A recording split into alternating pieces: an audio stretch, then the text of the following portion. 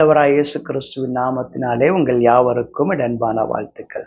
இந்த ஞாயிற்றுக்கிழமையிலே கர்த்தர் நமக்கு கொடுக்கிற வார்த்தை ஆமோஸ் எழுதின தீர்க்கதரிசன புஸ்தகத்திலே 9வது அதிகாரத்திலே 12வது வசனம். விழுந்து போன தாவீதின் கூடாரத்தை நான் திரும்ப எடுப்பித்து அதன் திறப்புகளை அடைத்து அதில் பழுதாய் போனவைகளை சீர்படுத்தி பூர்வ நாட்கள் இருந்தது போல் அதை ஸ்தாபிப்பேன் என்று கர்த்தர் சொல்கிறார். ஆண்டவருக்கு மகிமை உண்டாவதா. பாருங்க, கர்த்தர் இன்றைக்கு நம்முடைய வாழ்க்கையை கட்ட விரும்புகிறார். விழுந்து போன தாவீதின் கூடாரத்தை மறுபடியுமாய் எழுப்பி கட்டப் போகிறார். விழுந்து போனது தாவீதினுடைய கூடாரம் விழுந்து போய் இருப்பதை கர்த்தர் விரும்பவில்லை. அதை மறுபடியுமாய் கட்ட விரும்புகிறார். அது எழும்பி பிரகாசிக்க வேண்டும் என்பதே கர்த்தருடைய நோக்கமாக இருக்கிறது. அந்த இடத்திலே கர்த்தர் விழுந்து போன தாவீதின் கூடாரத்தை திரும்ப எடுப்பிப்பதற்காக என்ன காரியங்களை திரும்ப செய்தார்? முதலாவது காரியமாக அதனுடைய திறப்புகளை அடைத்தார். எனக்கு அன்பான தேவஜனங்களே, திறப்புகள் இருக்கும் என்று சொன்னால் அதன் வழியாக சத்துரு உள்ளே நுழைய முயற்சிக்க கூடும். ஆனால் கர்த்தர் இன்றைக்கு அந்த திறப்புகளை அடைக்க விரும்புகிறார். ஒரு கோட்டை இருக்கும் என்று சொன்னால் அதனுடைய மதில்களில் மிக மிக முக்கியமான ஒரு காரியமாக இருக்கிறது. இன்றைக்கும் கூட உங்கள் வாழ்வினுடைய எல்லைகளை பாதுகாக்கிற ஆண்டவர், உங்களுடைய வாழ்விடத்தின் எல்லைகளை பாதுகாக்கிற ஆண்டவர், எந்த இடத்திலே சத்துரு உள்ளே நுழையலாம் என்று சொல்லி காத்து கொண்டிருக்கிறானோ அந்த வழியை கர்த்தர் அடைத்து போடுவார். அந்த திறப்புகளை கர்த்தர் அடைத்து போடுவார். இரண்டாவதாக வேதம் சொல்லுகிறது, பழுதாய் போனவைகளை சீர்படுத்துகிற ஆண்டவர். சில காரியங்களை ரொம்ப காலம் உபயோகப்படுத்திக்கிட்டே இருந்துன்னு வச்சுக்கோங்களேன், அதில் தேய்மானம் ஏற்படுகிறது உண்டு.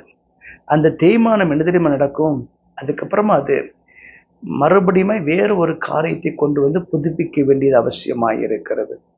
உதாரணத்துக்கு, நம்ம 2 வீலர் எல்லா வீட்லையும் வச்சிருப்போம். நாட்கள் ஆக ஆக அதன் டயர்கள் எல்லாம் தேய்ந்து போக ஆரம்பித்து விடும். டயர் தேய சீக்கிரம் என்ன நடக்கும் தெரியுங்களா? அடிக்கடி அது பஞ்சர் ஆகி நின்று விடும். நம்ம என்ன செய்வோம் தெரியுமா? வேற வழி கிடையாது, நம்ம அந்த டயரை மாற்றிவிட்டு வேறொரு புது டயரை போட வேண்டும். ஏனென்று கேட்டால் பழைய டயர் இனி உபயோகம் இல்லாததாக போய்விடும். எனக்கு அன்பான தேவஜனங்களே, பழையதாய் போனவைகளை புதுப்பிக்கிற ஆண்டவர் இன்றைக்கு உங்கள் வாழ்க்கையை கர்த்தர் புதுப்பிக்க விரும்புகிறார். புதியவைகளாய் மாற்ற விரும்புகிறார். முன்பு இருந்தது போல அல்ல. இன்றைக்கு கர்த்தர் உங்க வாழ்க்கையிலே ஒரு புதிய மாற்றத்தை தர விரும்புகிறார். விழுந்து போய் இருக்கக்கூடிய உங்க வாழ்க்கை மறுபடியும் கட்டும் பொழுது சில காரியங்களை கர்த்தர் புதுப்பிக்கிறதை நீங்கள் பார்க்க போகிறீர்கள். இன்றைக்கும் கூட கர்த்தருடைய வார்த்தை இதைத்தான் சொல்லுகிறது. மூன்றாவதாக, பூர்வ நாட்கள் இருந்தது போல உங்களை ஸ்தாபிப்பேன் என்று கர்த்தர் சொல்லுகிறார். ஸ்தாபிக்கப்படுதல். இந்த உலகத்துல ஸ்தாபித்தல் என்பது எதை குறிக்கிறது தெரியுமா? கர்த்தர் நம்முடைய வாழ்க்கையை நிலைப்படுத்துவதை குறிக்கிறது, உறுதிப்படுத்துவதை குறிக்கிறது. இனி நம்ம அசைக்க முடியாத அளவுக்கு கர்த்தர் நம்முடைய வாழ்க்கையை உறுதிப்படுத்த போகிறார், ஸ்திரப்படுத்த போகிறார். பூர்வ நாட்களில் எப்படி இந்த தாவீதின் கூடாரம் கம்பீரத்தோடு இருந்ததும் அது போல உங்க வாழ்க்கை மறுபடியும் கர்த்தர் புதியவர்களாய் மாற்றப் போகிறார். நீங்கள் கம்பீரமாய் வாழும்படி கர்த்தர் உங்க வாழ்க்கையை ஸ்திரப்படுத்த விரும்புகிறார். எனக்கு அன்பான தேவஜனங்களே, இப்பொழுது அந்த விழுந்து போன தாவீதின் கூடாரம் தான், ஆனா முன்பு போல அல்ல. அது புது பொலிவோடு எழும்ப போகிறது. புது பொலிவோடு கூட மறுபடியும் உருவாக போகிறது. கர்த்தர் அதை மறுபடியும் எடுப்பித்து கட்டுவதற்கு கர்த்தருடைய கரம் விரைந்து செயல்பட போகிறது. இன்றைக்கும் கூட வேதத்தை தொடர்ந்து வாசிக்கிற பொழுது வேதம் இப்படி சொல்லுகிறது, பர்வதங்கள் அனைத்துமே திராட்சரசமாய் வடிகிறதும் மேடுகள் எல்லாம் கரைகிறதுமான நாட்கள் வருமா? ஆமேன். ஆண்டவருக்கு மகிமை உண்டாவதாக. பர்வதங்கள் என்ன தெரியுமா செய்யுமாம்? திராட்சையில் இருந்து, திராட்சை பழத்தில் இருந்து திராட்சை ரசத்தை கொண்டு வருகிறது. அது மிகுதியாய் கொண்டு வரப்போகிறது, அது நிறைவாய் கொண்டு வரப்போகிறது, அது ஏராளமாய் கொண்டு வரப்போகிறது. உங்க வாழ்க்கையிலே அந்த ஆசீர்வாதம் கரை புரண்டு ஓடும் என்று கர்த்தர் சொல்லுகிறார். அப்படி ஓடுகிற பொழுது என்ன நடக்கும் தெரியுங்களா? மேடுகள் எல்லாம் கரைந்து போகிறது.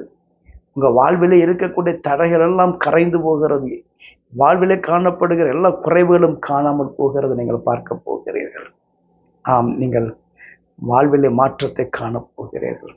கர்த்தர் சொன்னார், நான் இஸ்ரவேல் ஜனங்களுடைய சிறையிருப்பை திருப்புவேன் என்று சொன்னார். உங்க வாழ்க்கையில் இருந்த அந்த சிறையிருப்பிலிருந்து கர்த்தர் உங்களை விடுதலை ஆக்குவார். உங்க வாழ்விலே காணப்படுகிற அந்த நெருக்கத்தில் இருந்து, போராட்டத்தில் இருந்து, இடையூறுகளில் இருந்து கர்த்தர் உங்களை விடுதலை ஆக்குவார்.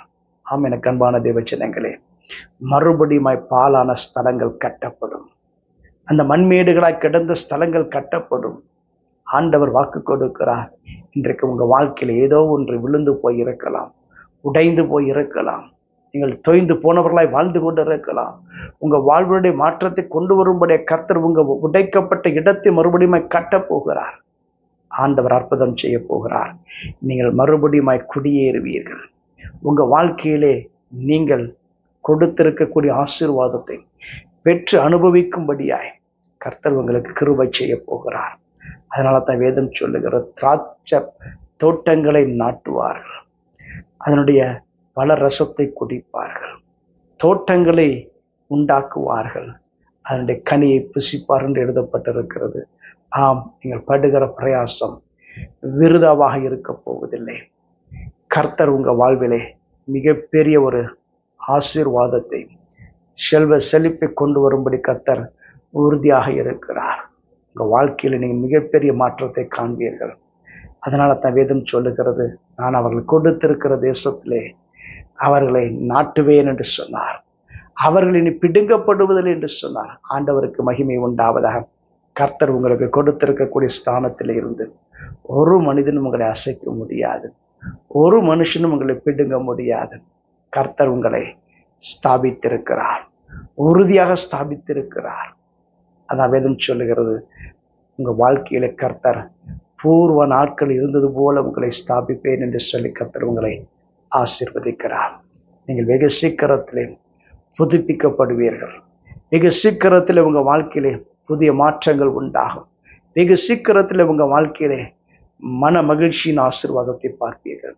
தேவன் தாமே உங்களை ஆசீர்வதிப்ப நட்சபம் செய்வோம்.